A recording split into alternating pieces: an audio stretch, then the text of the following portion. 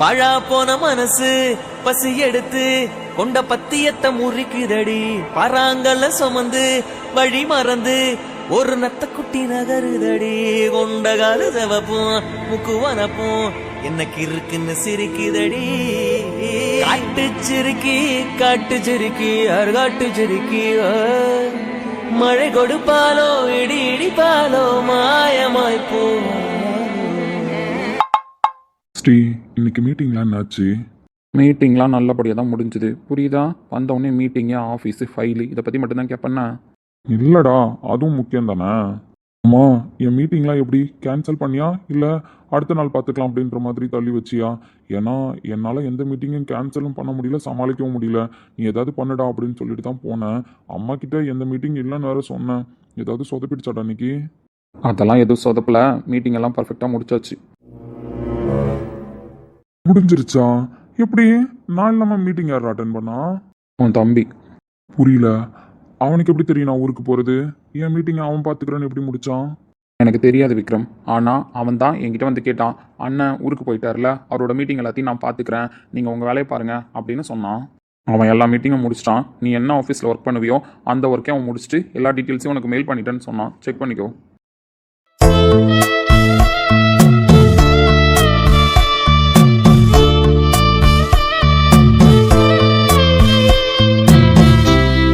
ஆனால் ராகவா, எனக்கு ஒரு விஷயம் புரியல தெரியுமாடா. ஒரே ஆஃபீஸில் தான் இருக்கீங்க, அது ஒரே ஃபீல்டில் தான் இருக்கீங்க, அதை பற்றி எதுவும் டிஸ்கஸ் பண்ணிக்க மாட்டீங்க.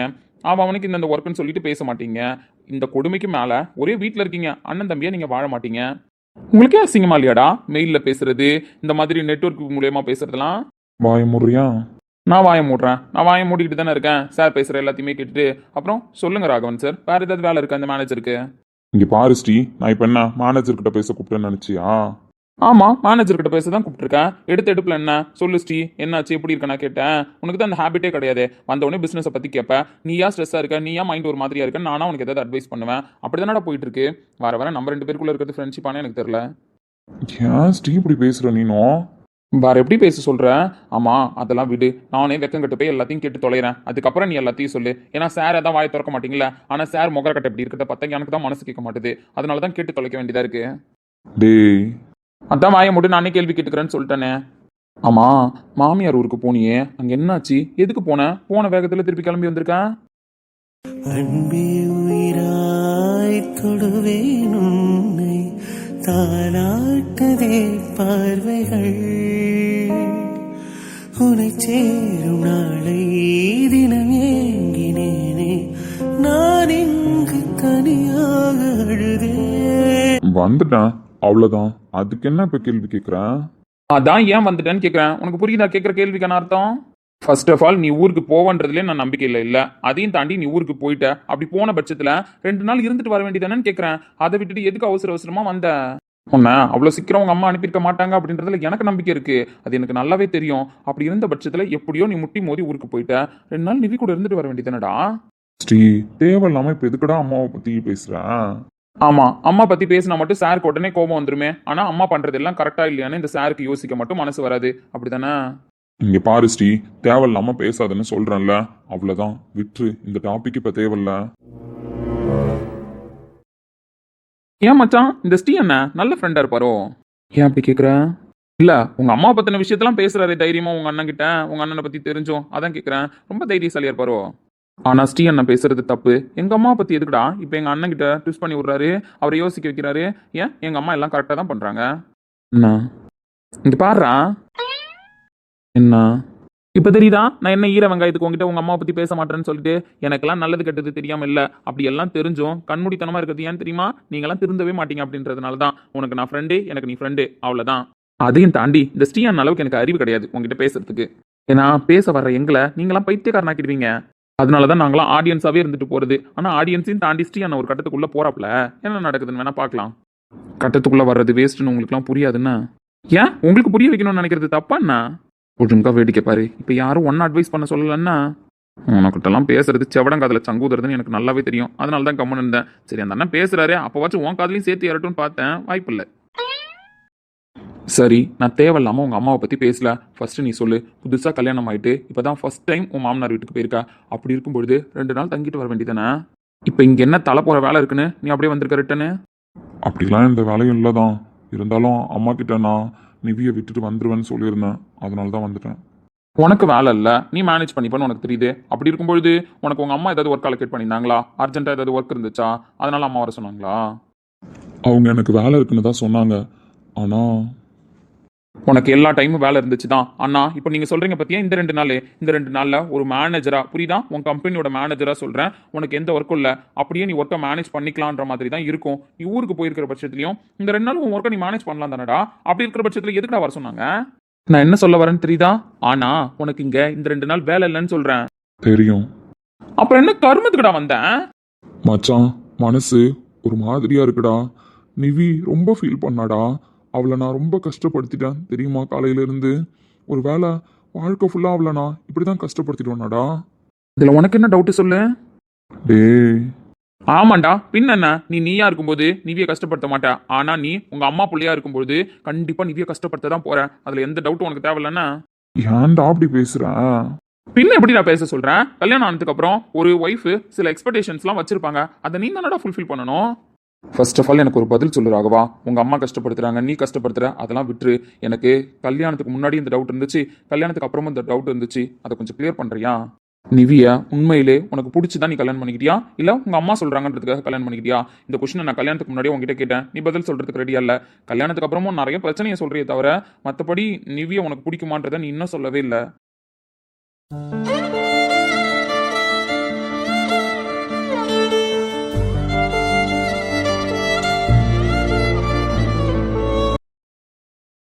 அதுவும் இல்லாமல் எனக்கு தெரிஞ்சு காலையில் பிரச்சனை நடந்திருக்கணும். ஏன்னா நீ ஊருக்கு போகிறேன்னு முடிவு பண்ணியிருந்த, உன்னை உங்கள் அம்மா ஊருக்கு அனுப்ப மாட்டாங்கன்னு எனக்கு நல்லா தெரியும். அப்படி இருக்கிற பட்சத்தில் காலையில் நடந்திருக்கும் பிரச்சனை, அதில் எந்த மாற்றமும் கிடையாது. அப்படி இருக்கும் பொழுது நிவியை நீ எப்படி சமாதானப்படுத்தி ஊரில் விட்டுட்டு வந்த? அங்கே போய் ஏதாவது கோவப்பட்டு கத்துனியா, இல்லை எப்படி பேசி நிவியை நீ விட்டுட்டு வந்த? நீ சொல்ற மாதிரி காலையில நிறைய பிரச்சனை நடந்துச்சு தான். தேவையில்லாம நிவி அம்மாவை இழுத்து பேசி தேவையில்லாம நிறைய சவால் விட்டு என்னை விட்டுட்டு கிளம்பி பஸ் ஸ்டாப்புக்கே போயிட்டா தெரியுமா? டேய் என்னடா? ஆமா, காலையில அம்மாவை இழுத்து பேசினா, பேசாதன்னு எவ்வளவு சொல்லி பார்த்தேன், கேட்கல. அதுக்கப்புறம் அம்மாவை நான் சமாதானப்படுத்த போனேன். அப்போ வந்து நீங்க உங்க அம்மா ரூமுக்கு போக கூடாது, என்னை இப்படியே ஊருக்கு கூட்டு போய் விடுங்க, நான் உங்க கூட தான் அம்மா வீட்டுக்கு போவேன், நீ உங்க அம்மாட்ட பேசிட்டு வந்து கூப்பிட்டு போனா எனக்கு தேவையில்ல அப்படின்ற மாதிரி ஏதோ பேசினா. நானும் கடுப்புல 15 நாளா நீ என்ன டார்ச்சர் பண்ணிட்ட அப்படி இப்படின்னு வார்த்தையை விட்டுட்டேன். ஐயோ, ஆமாண்டா அந்த பொண்ணு. பின் என்ன சொல்ற, எதையுமே அண்டர்ஸ்டாண்ட் பண்ணிக்கல. அப்படி இருக்கும்போது என்ன பண்ண சொல்ற? அப்புறம் என்ன பண்ண? அதுக்கப்புறம் அம்மா கிட்ட போய் பேசினேன், புரிய வச்சேன். அம்மா ஊருக்கு கூப்பிட்டு போய் விடுன்னுலாம் சொல்லிட்டாங்க. வந்து பார்த்தா இவ்வளோ ஆளை காணோம். இவ தான் சொன்னாலே, நீங்கள் உங்கள் அம்மா ரூமுக்கு போய் பேசிட்டு வந்தா நான் உங்க கூட வரமாட்டேன்னு சொல்லிட்டு, அதனால கிளம்பி பஸ் ஸ்டாப்புக்கு போயிட்டா பாட்டி கூட. டேய், வேற என்ன பண்ண சொல்றேன்? பஸ் ஸ்டாப்புக்கு போய் அவளை வா நான் கூப்பிட்டு போறேன்னு சொன்னா, இல்ல நான் சொன்னது மீறி உங்க அம்மா ரூமுக்கு போனீங்க, அதனால நான் உங்க கூட வரமாட்டேன் அப்படின்னு அவன் மாட்டுக்கு பஸ்ல போயிட்டா. வேற என்ன பண்றதுன்னே தெரியாம அம்மா கிட்ட வந்து என்ன பதில் சொல்றது, பிரச்சனை என்ன பெருசாக்க வேணாம்னு சொல்லிட்டு நான் கார்ல போனேன். சொல்ல போனா அவ தனியா பஸ்ல போனா, நான் தனியா கார்ல போனேன். இதான் நடந்துச்சு. டேய், ஒரு பொண்ணு ஆதங்கத்தில் அப்படித்தான்டா பேசும். உங்க வீட்டில் நடக்கிற விஷயங்கள்லாம் அப்படிதான் இருக்கு. அப்படி இருக்கும்போது அந்த பொண்ணு கோச்சுக்கு போயிடுச்சு அப்படின்னா நீ சமாதானப்படுத்த வேண்டியதுனடா. அதை விட்டுட்டு தனித்தனியா போனோன்னு கதை சொல்றேன். இது எங்க அம்மாவுக்கு தெரியாதுடா. நான் கூட்டிட்டு போய் முறைப்படி விட்டுட்டு வந்தேன் அப்படின்னு தான் அம்மா நினைச்சிட்டு இருக்காங்க. அம்மாவுக்கு மட்டும் அவ தனியா பஸ்ல போனா, நான் தனியா கார்ல போனா அப்படின்ற விஷயம் தெரிஞ்சிச்சுன்னு வச்சுக்கோ, அவ்வளவுதான், என்னை உண்டு இல்லைன்னு ஆக்கிடுவாங்க. அதை சமாளிக்க தான் நான் அங்க போயிட்டு உடனே வந்துட்டேன். நீலாம் ஒரு மனுஷனாடா, இப்படி போய் ஊர்ல விட்டு வந்திருக்கேன். இதுக்கு பேர் நீ கூப்பிட்டு போய் விட்டதா? ஸ்ரீ, எனக்கு புரியல ஸ்ரீ, வேற என்ன பண்ண சொல்றேன்? அவ புடிவாதம் பிடிக்கிறான். சரி, இப்படிப்பட்ட சூழ்நிலையில ஊருக்கு கூட்டு போய் விட்டுருக்க. அப்படி ஊருக்கு நீ கூப்பிட்டு போய் விட்டுருக்கிற பட்சத்துல கண்டிப்பா நீ உன்கிட்ட பயங்கரமா சண்டை போட்டுக்கணுமே. எப்படி உன்னை ரிட்டர்ன் அமிச்சா? சண்டை போட்டாளா? ஐயோ கடவுளே, கத்து கத்துன்னு கத்தி நான் எங்க அப்பா கிட்ட பஞ்சாயத்து வைக்க போறேன் வாங்க அப்படின்னு ஏதோ பேச ஆரம்பிச்சிட்டா. அதுக்கப்புறம் அங்கேயும் போய் எப்ப பஞ்சாயத்து அட்டன் பண்ணிருக்கீங்க? அவங்க அப்பா கிட்ட நீங்க தப்பிக்க முடியாதே. பொண்ணை பெற்றவர் நல்லா 4 கேள்வி நறுக்கு நறுக்குன்னு கேட்டிருப்பாரு. எப்படி பதில் சொன்னீங்களா, இல்ல அங்கேயும் அமைதியா நின்று வந்துட்டீங்களா? அவங்க அப்பா கிட்ட பஞ்சாயத்துலாம் போல. அப்புறம் நிவி பேசின பேச்சுக்கு அவங்க அப்பா கிட்ட பஞ்சாயத்து வச்சிருக்கணுமே. அதான் போலன்னு சொல்றேனே. அது நான் என் மனசுல இருந்த சில விஷயத்த சொன்னேன், அதை புரிஞ்சுக்கிட்டா. மச்சான், இவ்வளவு நேரம் நீங்க பேசுனீங்க. கோவம் வந்தாலும் கோவத்தை வெளியில காமிச்சுக்காம நான் இருந்தேன், புரியுதா? இப்போ நீங்க ஏதோ ஒரு புதுசா விஷயம் சொல்றீங்க, அது என்னன்னு என் காதுல சரியா உள்ள சொல்றீங்களா? மனசுல இருந்தது சொன்னியா? உனக்கு மனசுல ஒண்ணு இருக்கா மச்சான் முதல்ல? சே சே, கதை இன்ட்ரெஸ்டா இருக்கும் போலயே. சொல்லுங்க சொல்லுங்க. அப்படி என்னத்த சொன்னீங்க நீங்க? உங்களுக்கு மனசுன்னு ஒண்ணு இருக்கிறது எனக்கு இவ்வளவு நாளைக்கு அப்புறம் இப்பதான் தெரியுது. மனசு மச்சான், மனசு உனக்கு தெரியுமாடா மனசுனா என்னன்னு? ஏன் எனக்கு மனசு இருக்க கூடாதா? சரி, உனக்கு மனசு இருக்குன்னு நான் நம்புறேன். அப்படி மனசுக்குள்ள இருந்து என்னத்த பேசுனீங்க? நிவி புரிஞ்சுக்கிட்டாங்க. இவ்வளவு பெரிய சண்டையா உங்க மனசுல இருக்கிற விஷயத்த சொல்லியா சமாதானப்படுத்தினீங்க? அப்படி என்ன மச்சா இருந்துச்சு உன் மனசுல? அட அட அட, இன்ட்ரெஸ்டா இருக்கும் போலயே. ராகவன் பார்ட் 2 வாடா? நீ இப்படிலாம் பேசுனேன்னா நான் சொல்ல மாட்டேன். ஐயோ மிஸ்டர் ராகவன், உங்களுக்கு ஆப்ஷன் கிடையாது ஸ்ரீயை விட்டா. அதனால நீங்க ஸ்ரீ கிட்ட தான் சொல்லி ஆகணும். சொல்லுங்க மச்சான் சொல்லுங்க. அப்படி உங்களுக்குள்ள மனசு இருக்குன்னு சொல்ற மனசுக்குள்ள என்ன இருக்கு? நிவி நிவி நிவி மட்டும்தான் இருக்கா. என் மனசு ஃபுல்லா அவ மட்டும்தான் நிறைஞ்சிருக்கா. டேய், உண்மையாவே நிவி தான் மச்சான் இருக்கா. மூக்குத்தி குத்தாதடி, எனக்கு வலிக்கும் வேணாமடி, உனக்கு வலிச்சா ஒரு நொடி நானும் உசர கையில் எடுப்பேன். ஓ டேய், உண்மையிலே ஷாக்கா இருக்கு. நீ என்ன சொல்றன்னு எனக்கு புரியல. நிவியா, இது வரைக்கும் என்கிட்ட நீ சொன்னதே இல்ல. மச்சான், போதை எதுவும் தலைக்கறி இல்லையே? ஏன் இப்ப குடிச்சிட்டு வளர்றன்றியா? அப்படி இல்ல, இது வரைக்கும் நான் கல்யாணம் ஆனதுலேருந்து நிவியை நீ புரிஞ்சுக்கூடா, ஒரு அண்டர்ஸ்டாண்டிங்ல இருடா அப்படின்னு 1000 தடவை சொல்லியிருப்பேன். அப்பெல்லாம் நீ நிவியை பத்தி எதுவும் பேசுனது இல்லையே. புரிஞ்சுக்க மாட்டா, பேச மாட்டா, நான் பேச போனா வேற ஏதாவது பேசுறா, அப்படி இப்படின்னு தான் புலம்பிருக்க. மற்றபடி நீ இப்போ ஏதோ பெருசா ஃபிளாஷ்பேக் சொல்ல வரியே. உனக்கு தெரியாதுடா, அவளை நான் எவ்வளோ அழகா ஒரு மாதிரி ரசிச்சு என் கற்பனையில வச்சிருந்தேன் தெரியுமா? உன்கிட்ட சொன்னதில்ல, யார்கிட்டயே சொன்னதில்ல, மனசுக்குள்ளேயே வச்சிருந்தேன். நான் மனசுக்குள்ள வச்சிருந்ததுக்கு ஏற்ற மாதிரி அவ தான் எனக்கு ஒய்ஃபா வந்தா. ஏய், அப்போ இது லவ் மேரேஜா? ஆனா உங்க 2 பேரும் பார்த்தா லவ் மேரேஜ் மாதிரி தெரியல.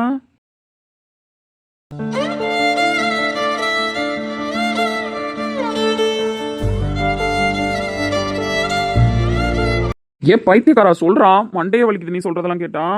இல்லை, லவ் மேரேஜ் எல்லாம் கிடையாது, இது பக்கா அரேஞ்ச் மேரேஜ் தான். ஆனா நீ சொல்றதெல்லாம் பார்த்தா மனசுக்குள்ள ஏதோ தாஜ்மஹாலை கட்டி வச்சிருக்க போலயே. ஆமா, தாஜ்மஹால் கட்டி தான் வச்சிருந்தேன் அவளுக்காக. அதுக்குள்ள என் ராணியா நிவி தான் இருந்தா. ஆனா சத்தியமா சொல்றேன் மச்சான், எனக்கு நிவியை தெரியும். நிவி அழகா இருப்பான்னு தெரியும். சின்ன வயசுலேருந்து ஒரு டைம் ஊருக்கு போனா கூட அவளை பார்த்து நான் ரசிக்காம வந்ததில்லை. மற்றபடி நிவியோட கேரக்டரோ இல்லை நிவி எப்படிலாம் பேசுவா, எப்படிலாம் நடந்துப்பா அப்படின்றதெல்லாம் எனக்கு தெரியாது. கல்யாணத்துக்கு அப்புறம் பேசிக்கலாம் அப்படின்னு தான் யோசிச்சுட்டு இருந்தேன். ஆனால் கல்யாணத்துக்கு அப்புறம் எங்கள் 2 பேரோட கேரக்டருமே டோட்டலாக ஆப்போசிட்டாக இருந்தது. எனக்கு நீ சொல்ற கதை எல்லாமே புரியுது. இவ்வளவு தூரம் மனசுல ஆசையை வளர்த்துருக்க சின்ன வயசுல இருந்து.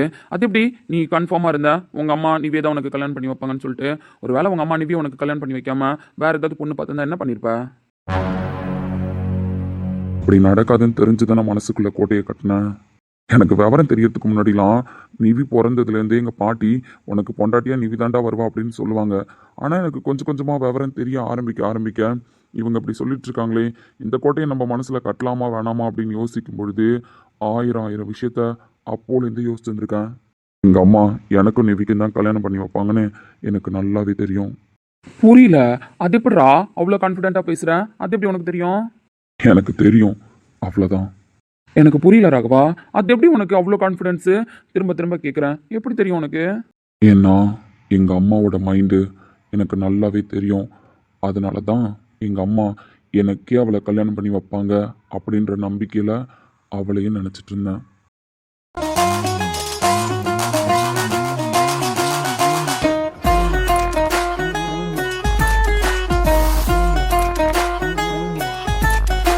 டேய், எனக்கு இப்போ புரிஞ்சிருச்சுடா. புரியுதா ஏன் உங்க அம்மா நிவியை உனக்கு கல்யாணம் பண்ணி வச்சாங்கன்னு? எனக்கு இப்போ புரியுது காரணம். சீ, தேவையில்லாமல் எதையாவது பேசிட்டு இருக்காதன்னா. நான் நீ கேட்டதுக்கு பதில் சொல்லிட்டேன், அதோட விடு. நிவிய மனசில் இருக்கா, எனக்கு பிடிச்சதான் நான் கல்யாணம் பண்ணிக்கிட்டேன், அவ்வளோதான். இந்த டாபிக் இங்கே இப்போவே முடியுது. இல்ல மச்சான், உண்மையை பேசணும்ல. உண்மையை பேசினாதான் எனக்குமே மனசுக்கு நிறைவா இருக்கும். புரியுதா? வேணாம் ஸ்ரீ, பேச வேணாம். ஏன்டா ஏன் பேசக்கூடாது? நீ வேணா நிவி மேல வச்ச பாசத்துல காதல்ல கல்யாணம் பண்ணிருக்கலாம். ஆனா உங்க அம்மா ஏன் இந்த கல்யாணத்தை இவ்வளோ அர்ஜென்ட்டா பண்ணி வச்சாங்க அப்படின்னு இப்போதான் முழுசா புரியுதுன்னு. ஸ்ரீ பேசாதன்னு சொல்கிறேன்ல ஸ்ரீ. எனக்கு கல்யாணம் பண்ணி வைப்பாங்கன்னு தெரியும், அதனால நான் கான்ஃபிடென்ட்டாக இருந்தேன், கல்யாணம் பண்ணிக்கிட்டேன். இப்போ எனக்கு பிடிச்ச பொண்ணு தானே கல்யாணம் பண்ணியிருக்கேன். இதுக்கப்புறம் லைஃப்பில் எப்படி மூவ் பண்ணணும்னு நான் பார்த்துக்கிறேன். நீ தேவையில்லாமல் இப்போ எந்த டாப்பிக்கும் பேசாத. உண்மை சில நேரம் கசக்கத்தான் செய்யும் மச்சான். ஆனா உண்மை என்னன்னு பேசணும்ல. இல்ல மச்சான், நீயே மனசாட்சியில கை வச்சு சொல்லு. உங்க மாமாவுக்கு நிவி ஒரே ஒரு பொண்ணு. அப்படி இருக்கும்போது உங்க மாமா அந்த ஊர்ல பெரிய ஆளு. உங்க அம்மாவுக்கு இவ்வளோ சொத்தை உங்க தாத்தா கொடுத்துருக்கும் போது உங்க அம்மாவுக்கு தம்பியான உங்க மாமாவுக்கு எவ்வளோ கொடுத்துருப்பாரு. அப்ப அந்த ஒரே பொண்ணை அவங்க பையனுக்கு கல்யாணம் பண்ணி வச்சா மொத்த சொத்தும் மாப்பிள்ளைக்கு, அதாவது உனக்கு தான் வரும் அப்படின்ற மாஸ்டர் பிளான் தானே உங்க அம்மா அந்த கல்யாணத்தை பண்ணி வச்சாங்க. இப்போ சொல்லு, ஒழுங்கா ஒத்துக்கடா. ஏய், இப்போதான்டா எனக்கே புரியுது ஏன் உங்க அம்மா இந்த கல்யாணத்தை இவ்வளோ பிளான் பண்ணி பண்ணாங்கன்னு. இவ்வளோ படிச்சிருக்க, இவ்வளோ பிசினஸ்ல கெத்தா இருக்க, மார்க்கெட்ல ஒன்னு அடிச்சுக்க ஆளே இல்லை ராகவா.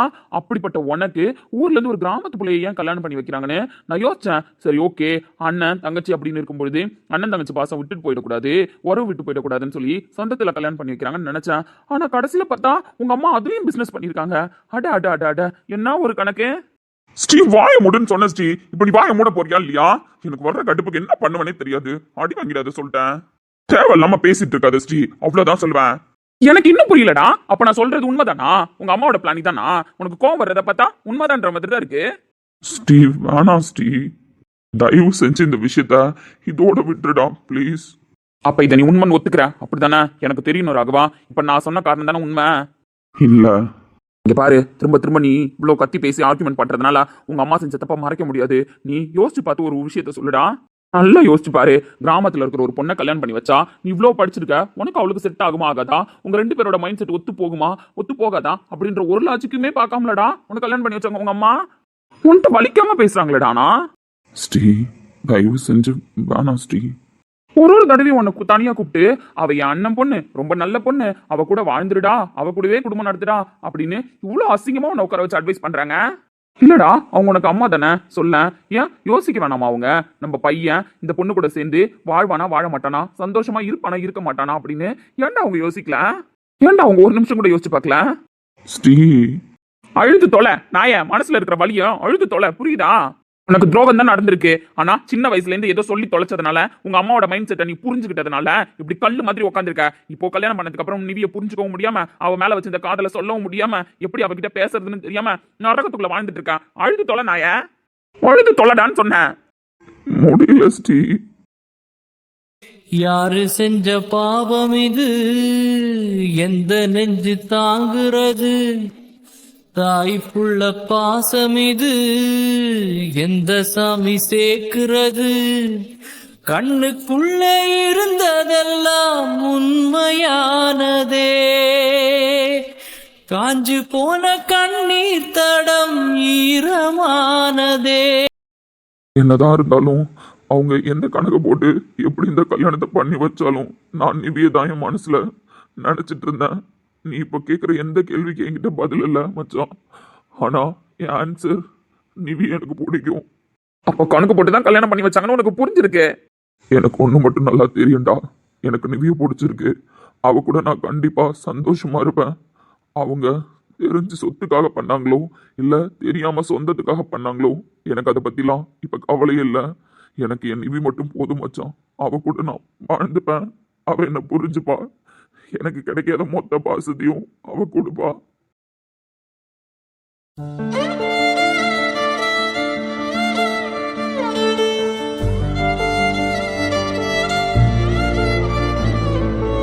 சரி விடு, நீ இப்படி இருக்கிறத பார்த்தா எனக்கே ஒரு மாதிரியா இருக்கு. நீ சொல்றது ஒரு வகையில் நினைச்சுதான். ஒரு வேலை ரொம்ப படிச்ச பொண்ணா சிட்டி பொண்ணா பார்த்து உங்க அம்மா உனக்கு கல்யாணம் பண்ணி வச்சிருந்தா கூட அவ உன்னை இவ்வளோ தூரம் புரிஞ்சு வச்சிருப்பாளான்னு எனக்கு தெரியல. ஆனா நிவியை பார்க்கும்பொழுது நீ இப்போ அவகிட்ட உன் மனசுல இருந்ததெல்லாம் சொல்லிட்டு வந்திருக்கல்ல. மொத்தமா சொல்லிட்டு தான் வந்திருக்கேன். ஆனா அதை எப்படி சொல்லணும்னு கூட தெரியாம சொல்லிட்டு வந்திருக்கேன். அதை அவ எப்படி எடுத்துக்க போறா, இல்ல அந்த செகண்ட் நான் அவளை சமாளிக்கிறதுக்காக பேசணும்னு நினைக்க போறாளான்னு எனக்கு தெரியல. நிவி கண்டிப்பா புரிஞ்சுப்பா. புரியுதா? உனக்கு ஏத்த பொண்ணு அவதான்ற மாதிரி தான் எனக்கும் தோணுது. நீங்க ரெண்டு பேரும் சேர்ந்து வாழ போற வாழ்க்கை கண்டிப்பா நல்லபடியா அமையும். நான் சொல்றேன், இந்த ஒரு விஷயத்த மட்டும் மனசுல வச்சுக்கோ. தயவு செஞ்சு நிவிக்கிட்ட பேசும்பொழுது மனசு விட்டு பேசுடா. நீ பேசினா மட்டும்தான் நிவியை உனக்கு முழுசா சொந்தமாக்கிக்க முடியும். நிவியோட உண்மையான பாசத்தை உன்னால முழுசா உணர முடியும். அதை ஃபர்ஸ்ட் புரிஞ்சுக்கோ மச்சான். பிஸ்னஸ்ல இவ்வளோ கெத்தா இருக்க, நீ இப்படி உடஞ்சு போய் அழும்போது எனக்கு அவ்வளோ கஷ்டமா இருக்குடா. ஆனா இந்த இடத்துல அடுத்து என்ன பண்றது, நீ என்ன பண்ண போறன்னு எனக்கு தெரியல. ஒன்று மட்டும் தெளிவா தெரியுது, இதுக்கப்புறம் நிவியையும் உங்க அம்மாவையும் நீ தான் பேலன்ஸ் பண்ணி மேனேஜ் பண்ணணும்.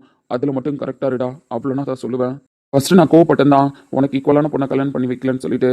ஆனா எனக்கு இன்னும் யோசிச்சு பார்க்கும்பொழுது நிவி தான் உனக்கு கரெக்டுன்னு தோணுது. கண்டிப்பா நிவியால உனக்கு எல்லா பாசத்தையும் கொடுக்க முடியும். உனக்கு தாய்க்கு தாயாவும் அவ தான் இருக்க போறா, தாரத்துக்கு தாரமாவும் நிவி தான் இருக்க போறா. அது மட்டும் எனக்கு புரியுது மச்சான். நீ நல்லா இருப்படா. கண்டிப்பா உங்க 2 பேரோட வாழ்க்கையும் சூப்பரா அமையும். உன்னை விட இப்போ எனக்கு நம்பிக்கை இருக்கு. உன் வாழ்க்கை கண்டிப்பா நல்லபடியா அமையும். நீ ஏங்குற மொத்த பாசத்தையும் நிவி மூலயமா அனுபவிப்படா.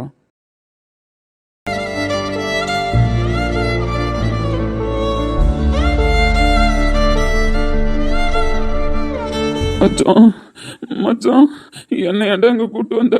உங்க அண்ணனை நான் வேற மாதிரி நினைச்சேன் மச்சான். ஆனா மனசு இவ்வளோ ஃபீல் பண்ணிட்டு இருக்காரு. நாளைக்கு நான் கோயிலுக்கு போய் எல்லா வேண்டுதலையும் பண்றேன். ராகவன் அண்ணனும் நிவியா நீ சேர்ந்து வாழணும்னு. பாவண்டா உங்க அண்ணன். டேய் உங்க அம்மா எல்லாத்தையுமே பிசினஸ் தான் பார்ப்பாங்களா? உங்க அண்ணன் கல்யாணம் பிசினஸ் ஆடா கடைசியில. மனம் அழுதாத்தா இந்த பூமியே சிரிக்கும். வானம் போல் சில பேர் சொந்த வாழ்க்கையும் இருக்கும். உணர்ந்தேன் நான். அப்போ உன் மனசுக்குள்ளேயும் நிறைய இருக்கும்ல விக்ரம். நீ வெளியில சொல்லலைனாலும் உன் மனசு காயப்பட்டிருக்கிறது தான் உண்மை இல்லடா. எங்க அம்மா என்னை இவ்வளவு நேரம் கூப்பிட்டு பேசினாங்க தெரியும்ல?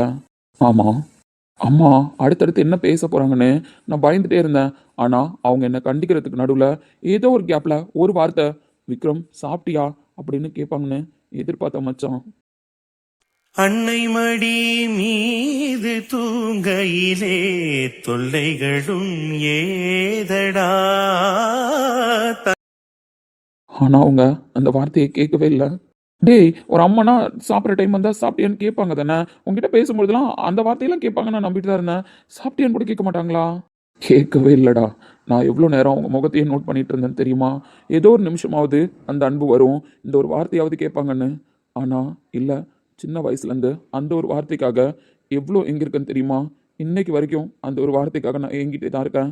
எவ்வளோ சந்தோஷப்பட்டிருப்பேன் தெரியுமா அவங்க அதை கேட்டிருந்தா? டேய் அதெல்லாம் ஒன்றும் இல்லை, சின்ன விஷயந்தான். சரி இங்கே உட்காந்துருக்கலாம், நான் ரொம்ப நேரம் கிளம்பலாம் வா. எப்படிடா சிரிக்கிற? பழகிடுச்சு. நாடியில் சிறு கீரல் போல் பல துண்டா இன்று உடைந்தோமடா.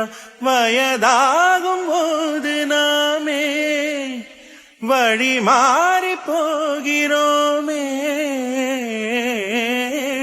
செங்கதிரே செங்க. அஜய் சார் என்ன ஒரே ஜாலி மூட்ல இருக்கீங்க போல. ஏன்னா நீ இந்த முகரக்கட்டையை பார்த்தா உங்க ஊர்ல ஜாலி மூடுனா சொல்லுவாங்க. இல்ல சார், எடுத்தோடனே சேடா இருக்கீங்கன்னு கேட்டா சேடான ரீசனை சொல்லாம போயிட்டீங்கன்னா என்ன பண்றது? அதனாலதான் சரி இப்படி ஸ்டார்ட் பண்ணுவோமேன்னு. ஓ தொலைநோக்கு பார்வை. Exactly sir. அப்ப நான் டைரக்டாவே விஷயத்துக்கு வரேன். ஏன் சார் ரொம்ப சேடா இருக்கீங்க? இல்ல சேடா இருக்கல சார். ஆனா உங்க மூஞ்சிக்கு இது செட் ஆகல, அதுதான் உண்மை. இல்ல என் மூஞ்சுக்கு செட் ஆகல.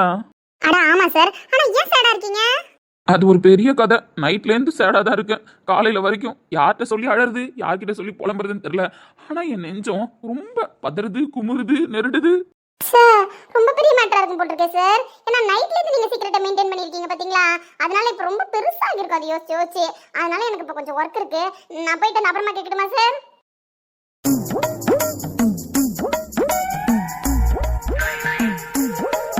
இல்ல அதே சார், உண்மையாவே வேலை இருக்கு. நீங்க ஏதோ சாதாரணமா சொல்லுவீங்கன்னு பார்த்தா ஏதோ நைட்ல இருந்து உட்காந்து ஃபீல் பண்ணேன்னு சொல்றீங்க. அப்படின்னு அது பெரிய ஸ்டோரி தானே. அட்மினுக்கு வேலை இருக்கும்ல சார். இல்லை நான் கேட்டேனா உங்களை வந்து என்ன விசாரிக்க சொல்லி துக்கம் விசாரிச்சுக்கிட்டு பாதியில் விட்டுட்டு போனா எப்படி? அதுவும் கரெக்ட் தான். சொல்ல போனா லாஜிக் கூட கரெக்ட் தான். சரி சொல்லுங்க.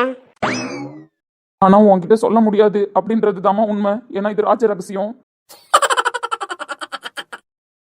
அப்புறம் எதுக்கு சார் இப்ப நானா போறேன்றப்ப நிப்பாட்டுனீங்க?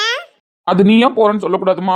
நானே என்னால சொல்லக்கூடிய விஷயம் இல்லை அப்படின்னு சொல்லணும். அதை கேட்டுட்டு தான் நீ போறேன்னு சொல்லணும். அதை விட்டுட்டு அட்வான்டேஜ் லெவல்ல போயிட்டு நீயே போறங்க. அப்ப என்ன மொக்க பண்ற மாதிரி தானே இருக்கு. நீ நான் அப்படியே பழகணும். இப்ப நீங்க நானா அப்படியே பழகணும்? என்ன மட்டும் அசிங்கப்படுத்துறீங்க? கரெக்ட் தான். ஆனா எனக்கு கொஞ்சம் சின்ன மனசு, தாங்க முடியாது. நைட்ல இருந்து ரொம்ப பாரத்தை சுமக்கிற பத்தியா, அதனாலதான் இப்ப இந்த அசிங்கப்பட்ட மூமெண்ட் நீ ஏத்துக்கோ. ஓகே ஷேரிங்க.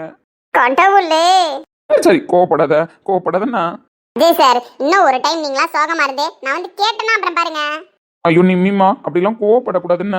ராஜ ரகசியங்கள் பாதுகாக்க வேண்டிய இடத்தில் நான் இருக்கிறேன். சொல்ல போனால் பாகுபலி கட்டப்பா மாதிரி.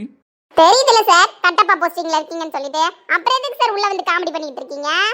சரி விடு, அதெல்லாம் விடு. ஆபீஸ் விஷயத்துக்கு வருவோம். ஆமா எல்லாரும் வந்துட்டாங்களா? யாராவது இன்னைக்கு லீவா? யாரும் லீவு கிடையாது. இருக்கிற மண்டவலிய பார்த்தா நான் தான் லீவ் போடுவேன் போல. அப்படிலாம் சொல்லக்கூடாது. லீவ் கிடையாதுன்னு அட்மின்க்கலாம். ஆமா தாரா வந்துட்டாளா? உங்க தங்கச்சியா? ஆமா என் பாச மலர், அதுக்கிட்டையும் போய் நான் புலம்பிட்டு வரேன். ஆனா அவங்க கேட்டாலும் சொல்ல மாட்டீங்க அப்படிதானே? கேட்டா ராஜ ரகசியம். கட்டப்பா. கடவுளே. உங்க தங்கச்சி காலையிலே நல்லா மாசா வந்திருக்காங்க புரியுதா? ஆனா எனக்கு ஒண்ணும் புரியல சார். அவங்க ஆபீஸ்ல ஜாயின் பண்ணது ஒர்க் பண்ணவா இல்ல ட்ரெஸ் காம்படிஷனுக்கானே? ஏன் அப்படியே? ஒரு நாளும் ஒரு லுக்ல வராங்க. ஆபீஸ் தான், ட்ரெஸ் கோட் ஒண்ணு மெயின்டைன் பண்ண தேவையில்லதான். நம்ம ஆபீஸ்ல எந்த ரெஸ்ட்ரிக்ஷனும் இல்லதான். அதுக்கு அந்த புள்ள ஆபீஸ் வரத பார்த்தா டெய்லி ஒரு மாதிரியா இருக்கு சார். நானே தாராவான்னு கண்டுபிடிக்கிறேன் தெரியுமா? அப்படியா? அந்த அளவுக்கு என்ன கேட்ட பின்னிக்கு? இந்த வராங்க பாருங்க.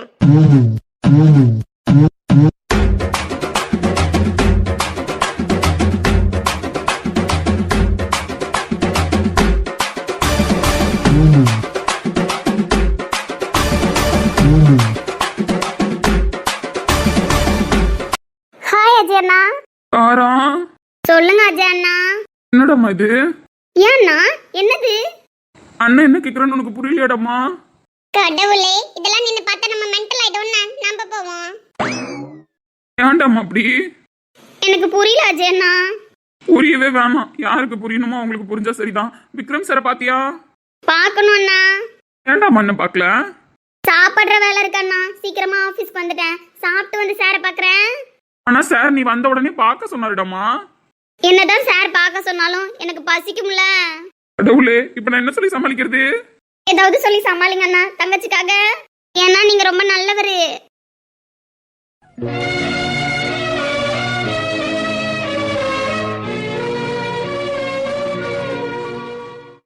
கடவுளே, இவன் வேற தாராவை கூப்பிட்டு வர சொன்னான். அந்த பிள்ளை சாப்பிட்டு தான் வருவான் அப்படின்னு சொல்லிடுச்சு. இப்ப நான் என்ன சொல்லி சமாளிப்பேன்? ஹிட்லர் மாதிரில உட்காந்துருக்கான். என்ன ஜெய், தாராவை கூப்பிட்டு வர சொன்னேன். எங்க தாரா? அது பர்சனல் பிஏன்னு சொன்னா மட்டும் போதாது. பர்சனல் பிஏ அப்படின்னா எம்டியோட அப்டேட்லாம் அடுத்தடுத்து இருந்துகிட்டே இருக்கணும். எம்டிக்கு என்ன ஒர்க் இருக்கு இல்லைன்றத அவங்க வந்து தான் அப்டேட் பண்ணணும். அப்படியே புதுசுன்ற பட்சத்தில் வந்து எம்டியை பார்க்கறது தானே கரெக்டு. காலையில் நான் வந்து இவ்வளோ நேரம் ஆகுது, என்ன பார்க்காம அவன் என்ன பண்ணிட்டு இருக்கான்? சொல்றான், நான் மட்டும் பேசிட்டே இருக்கேன். நீ எதுக்கு இப்போ சிலையாட்ட நின்றுட்டு இருக்கேன்? ஆஃபீஸே திரும்பி பார்க்குற அளவுக்கு அந்த பிள்ளை அன்னைக்கு வந்திருக்க மச்சான். தாரா பின்னாடி தான் எல்லாரும் ஃபோக்கஸ் இருக்குன்னா புரியல. இல்ல மச்சான், ஆஃபீஸ்க்கு வரும்பொழுது எல்லாரும் அப்படியே வித்தியாசமா காஸ்டியூம்ல வருவன் தான். அதை பத்தி தப்பு சொல்லல. எம்ப்ளாய்க்கு நம்ம ஆஃபீஸ்ல ட்ரெஸ் கோடு ரெஸ்ட்ரிக்ஷன் அந்த மாதிரி எதுவும் இல்லை. பட் இந்த பொண்ணு ஆஃபீஸ்க்கு வந்து எனக்கு தெரிஞ்சு 3 நாள் ஆகுமா, 3 நாளுமே டிஃப்ரெண்டான காஸ்டியூமு. உடனே இந்த மாதிரி அப்டேட் ஆன எம்ப்ளாயை நான் பார்த்ததே இல்லை. இந்த பிள்ளை கொஞ்சம் வித்தியாசமா இருக்குன்னா வெஸ்டர்ன் வியர்ல வந்திருக்காளா? ஆமா, வெஸ்டர்ன் வியர்ல வந்திருக்கா. உனக்கு எப்படி தெரியும்? ஒரு பொண்ணு சாரியில, சுடிதார்ல, வெஸ்டர்ன் வியர்ல அப்படின்னு 3 காஸ்டியூம் போட்டாலும் ஒரு பொண்ணு அழகா இருப்பாளா? அப்படி ஒரு பொண்ணு இருக்காளா என்ன? ஃபர்ஸ்ட் ஆஃப் ஆல் ட்ரெஸ்ஸை பார்த்தாலே ஒரு பொண்ணு அட்ராக்டிவா நம்ம கண்ணுக்கு தெரியணும். சாரியில பார்த்தா அம்சமா இருக்கணும், சுடிதார்ல பார்த்தா சைட் அடிச்சே ஆகணும், மாடர்ன் ட்ரெஸ்ல பார்த்தா அவ தான் மாசா இருக்கணும். டே விக்ரம், சொல்லு, எங்கேயோ சிங்க் ஆகுதா? எப்ப பார்த்தாலும் உங்ககிட்ட நான் சொல்ற டைலாக் கேக்குதா? ஆமாண்டா, எப்ப பாரு சொல்லுவியே, ஏன்டா பொண்ணுங்களை சைட் அடிக்க மாட்டா அப்படின்னு கேட்டா, இந்த 3 காஸ்டியூம்ல எந்த ஒரு பொண்ணு அழகா இருக்காலோ அந்த பொண்ணு வேணா என் கண்ணு முன்னாடி வரட்டும், நான் சைட் அடிக்கிறேன் அப்படின்னு நிறைய தடவை போதையில உளறி இருக்க. நல்லா இருக்கும்போது உளர்னதுல. ஆனா இவ தொடர்ந்து அதெல்லாம் செய்யற மாதிரி இருக்கலாம்.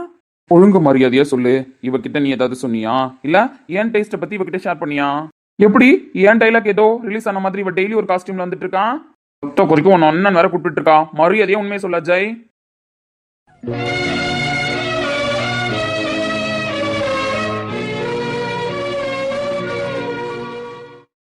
மச்சான் சத்தியமா இப்ப நீ நானும் சேர்ந்து டிஸ்கஸ் பண்ணும்போதுதான் அவ இப்படி 3 நாளா 3 காஸ்டியூம்ல வர்றதே நான் கெஸ் பண்ணிட்டு இருக்கேன். தனியா உட்காந்து யோசிச்சா கூட சத்தியமா நான் கெஸ் பண்ணிருக்க மாட்டேன்டா. அந்த புள்ள அண்ணான்னு கூப்பிடுறது இன்னும் அடி மனசுல இருந்து கூப்பிடுற மாதிரி தான் தோணுது. எனக்கு தங்கச்சின்னு சொல்லும்போது அடி மனசுல இருந்து தான் பாசம் வருது. ஆனா இதுக்கு நடுவுல உன்னை பத்திலாம் நான் எதுவுமே பேசல மச்சான். 3 நாள் கூட முழுசா ஆகலடா, அதுக்குள்ள எப்படி உன்னை பத்தி ஒப்பிச்சிருப்பேன்? லாஜிக்கோட பேசுடா. இப்ப அவ எங்க கூப்பிட்டேன்னு சொன்னியா? கூப்பிட்டேன்லாம் சொன்னேன். எனக்கு பசிக்கும் இல்லைன்னா சாப்பிடணும்ல, சாப்பிட்டு வந்து தான் யாரையா இருந்தாலும் பார்க்க முடியும்னு போயிட்டா. திமுரு தானே அவளுக்கு. ஏன் வந்து கேட்டு அதுக்கப்புறம் பெர்மிஷன் கேட்டு போய் சாப்பிட்டா என்னவா? சத்தியமா எனக்கு தெரியல. நீ கேட்குற எல்லா கொஸ்டினுமே இப்போ அந்த பிள்ளை வந்துட்டு இருக்கிற எல்லா மெத்தடுமே அவுட் ஆஃப் சிலபஸ் கொஸ்டின் தான். நான் எங்க போய் ஆன்சர் தருது? எனக்கு இவன் மேல பெரிய டவுட் இருக்குன்னு நானே எனக்கு கிளியர் பண்றேன். டேய், ஆனா அந்த பொண்ணு இன்னசென்ட் மாதிரி தான்டா இருக்கு. வாய முடுன அப்ப கேட்குற கேள்விக்கெல்லாம் நீ பதில் சொல்றியா? I don't have answer really believe me. அப்போ வாயை முடிட்டு கொம்முன்னு நில்லுன்னா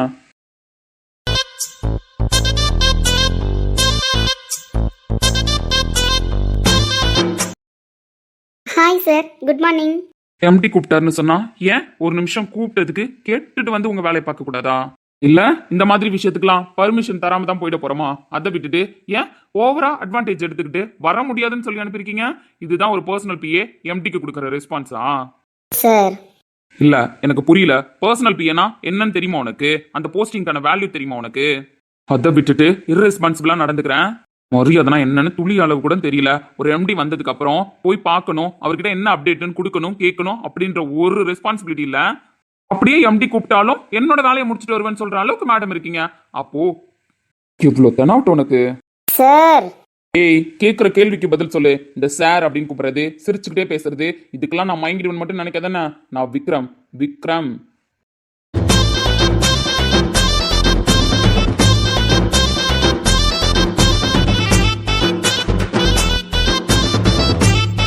தெரியும் சார், நீங்க விக்ரம் தான்.